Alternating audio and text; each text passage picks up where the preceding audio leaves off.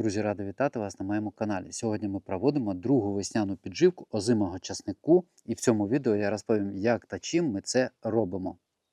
Спочатку давайте оглянемо рослини, вони вже виглядають доволі розвиненими. Це свідчить за те, що перше підживлення повпливало на них досить добре, але вже можна спостерігати, що починає жовтіти нижнє листя і також починають жовтіти кінчики. Це свідчить, що в цей період розвитку часнику потрібна наша допомога, що ми зараз з вами і зробимо. Підживлення буде складатися з двох добрив. Це магнієва селітра, в складі якої є азот і магній. Дуже потрібні на цьому етапі елементи, які допоможуть часнику залишатися зеленим. Приблизно 15 грамів магнієвої селітри, біля 20. Ось так. На 10 літрів води. І друге добриво, яке будемо зараз використовувати, має формулу 20 азоту, 20 фосфору, 20 калію.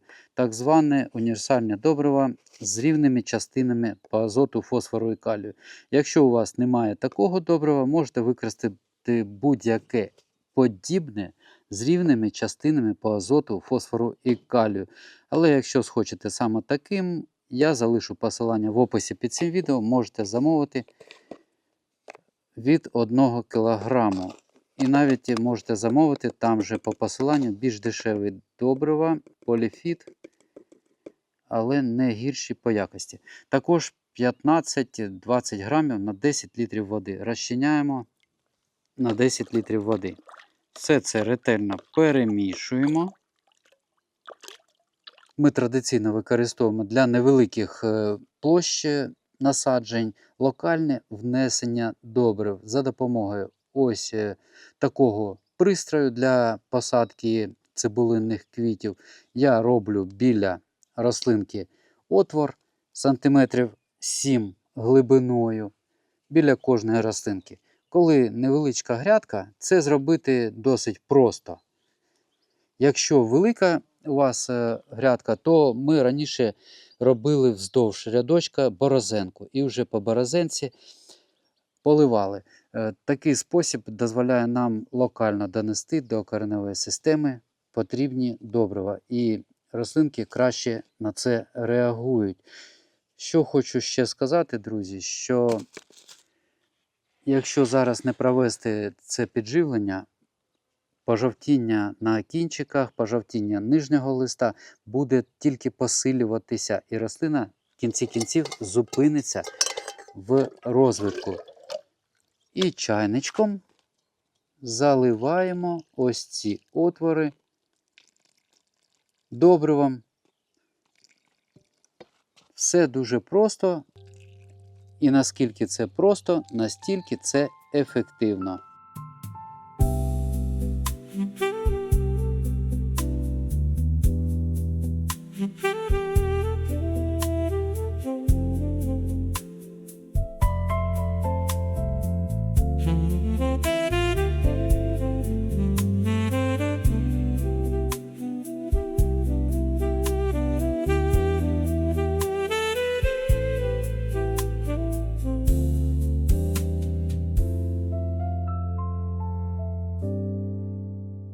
Потім закриваємо ось таким чином кожну лунку, кожен отвор, щоб волога не випаровувалася через них. Друзі, що я вам хочу сказати? Вчора приїхали на дачу, посушлива весна в цьому році, і всі рослини у нас були пересушені. Це дуже погано, в тому числі для часнику в цей період розвитку. Тому перша дія, яку ми вчора прямо одразу зробили, це провели якісний ретельний полив. Зараз у нас волога земля на грядці з часником, і часник вже почуває себе добре. Якщо його постійно пересушувати навесні, то ніякі добрива, ніякі підживки не допоможуть, тому що часник – це вологолюбна рослина. Тому за цим, будь ласка, друзі, спостерігайте і не давайте йому пересихати. Дивіться, у нас лелеки прилетіли. Не знаю, чи побачили ви їх. 3 лелеки. Як подобаються нам ці величезні птахи. І ось ще летять. Дивіться. Боже.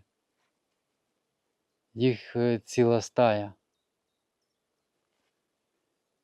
Київщина вітає наших лелек. Ось що хотів розповісти в цьому відео за другу підживку на початку травня, зазвичай ми її проводимо, озимого часнику. На цьому я відео завершую. Дякую всім за увагу. Бажаю вам гарних рослин, міцного здоров'я та мирного неба над головою. До побачення!